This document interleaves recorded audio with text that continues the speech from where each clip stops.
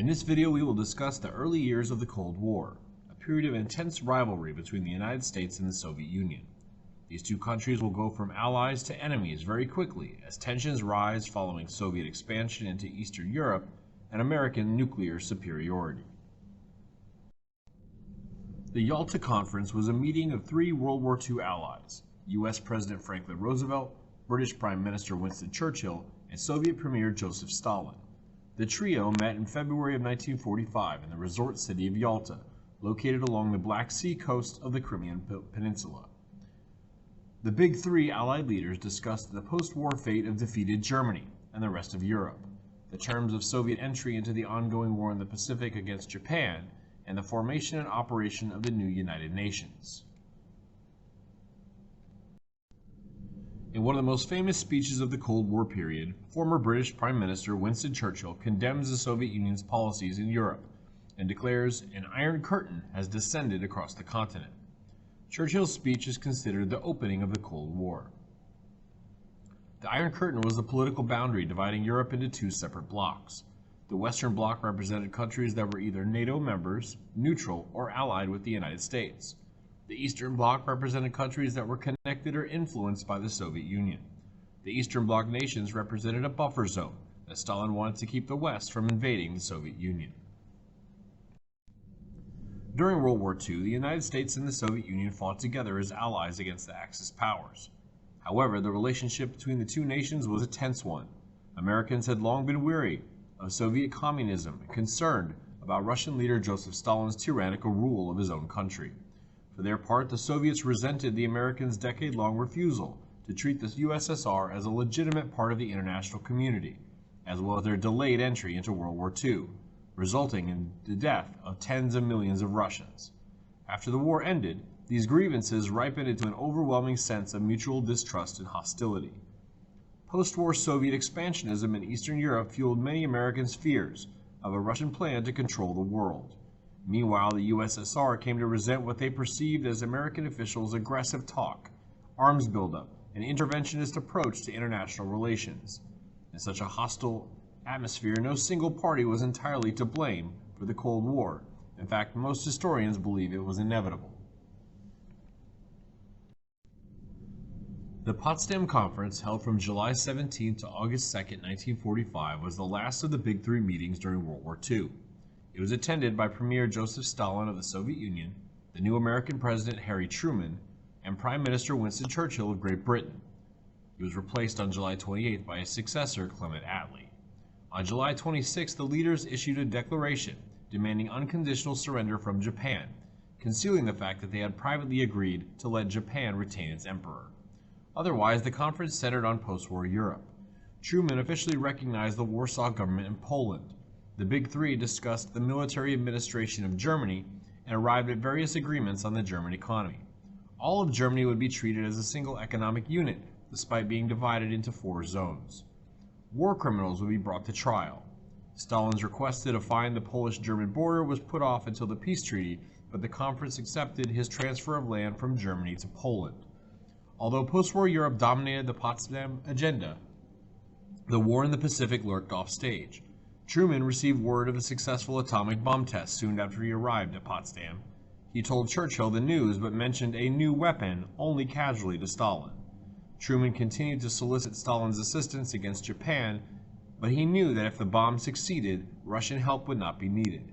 Indeed, the bomb would give the U.S. unprecedented power in the post-war world. After establishing control over Eastern Europe, Stalin attempts to spread communism to Greece and Turkey next. Because of this threat, President Truman argued that aid should be sent to any nation trying to stop communists from taking over. It became known as the Truman Doctrine. Greece and Turkey were the first countries to receive aid under this policy. They got over $400 million between 1947 and 1950. Here's an excerpt from his speech. "I believe that it must be the policy of the United States to support free peoples who are resisting attempted subjugation by armed minorities or by outside pressures." Western Europe was in terrible economic shape after World War II. This meant that their governments were open to threats from communist parties within their own countries. To help these governments resist a communist takeover, the U.S. gave economic aid to any country that needed it. The Marshall Plan, named after our Secretary of State George Marshall, sent over $13 billion in aid to rebuild Western Europe. By 1952, most of Western Europe was flourishing, and the Communist Party had lost most of its appeal. The Containment Policy had worked in Western Europe. The United Kingdom and France received the most aid under the Marshall Plan. This is because they are our closest allies and were badly damaged by Germany during the war. The former members of the Axis powers received aid too. This was to prevent communism from spreading to those new democracies. Eastern European countries were offered aid by the U.S., but the Soviet Union turned them down and stripped those countries of their resources and sent them back to the Soviet Union. It would take decades for Eastern European nations to recover from the devastation of World War II. As you can see in the photos of Hamburg, Germany, the Marshall Plan completely rebuilt the city, returning it to pre-war conditions. The U.S. had begun to modernize its military capability in 1947 by passing the National Security Act. It created a centralized Department of Defense, replacing the War Department, to coordinate the operations of the Army, Navy, and newly established Air Force. Number 2, it creates the National Security Council to coordinate the making of foreign policy during the Cold War. And finally, it creates the Central Intelligence Agency, or CIA, to employ spies to gather information on foreign governments.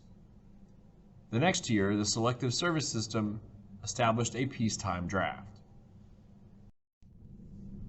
The Western Allies thought that Europe would be more stable if Germany were united and productive.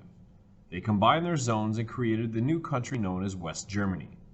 They did the same to Berlin. The U.S.S.R. responded by blockading or cutting off all transportation in or out of the Allied-occupied West Berlin. The Soviet Union said it would hold West Berlin hostage until the West gave up the idea of German reunification. The U.S. and Britain responded by starting the Berlin Airlift. For 327 days, the Allies brought food and supplies from the air. The Western Allies still had their World War II military forces in West Germany. The U.S.S.R. had their military forces in East Germany. Fearing the start of World War III, the Soviet Union finally gave up and took down the blockade of West Berlin. The U.S. and her allies had just won the first confrontation in the Cold War without a shot being fired. One result of the Soviet blockade of West Berlin was the creation of NATO, the North Atlantic Treaty Organization, a defensive military alliance involving the U.S., Canada, and 10 European countries. In its charter, they state that an attack on one country in NATO is an attack on every country in NATO. The purpose of this alliance was collective security, that the Soviet Union would think twice about attacking any one of these countries. The first commander of NATO was none other than General Dwight D. Eisenhower.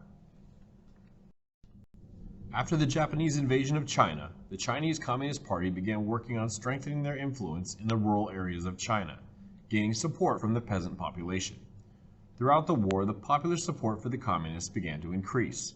After World War II, the nationalist government of Chiang Kai-shek continued to receive U.S. support, both as its former war ally and as the sole option for preventing communist control of China. The Soviet Union, meanwhile, occupied Manchuria and only pulled out when Chinese communist forces were in place. By 1946, China was involved in a full-scale civil war. Years of corruption and mismanagement had eroded popular support for the nationalist government. In October of 1949, after a string of military victories, Mao Zedong proclaimed the establishment of the People's Republic of China.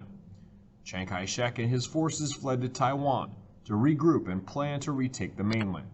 Truman's administration was blamed for losing China, which would lead to our involvement in Korea. President Truman of the U.S. wanted a free and democratic Europe. Joseph Stalin wanted to spread communism and believed that war with the West was unavoidable. Stalin wanted to create a buffer zone between the U.S.S.R. and Western Europe so that they could stop future invasions from the West.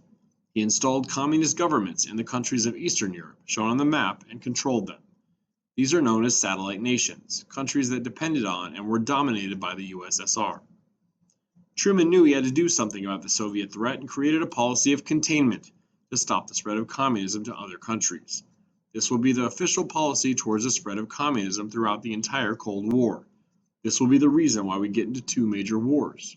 It will also be one of the reasons why we will support dictators. and other countries are democracies around the world. As long as they don't support the Soviet Union, we will support them.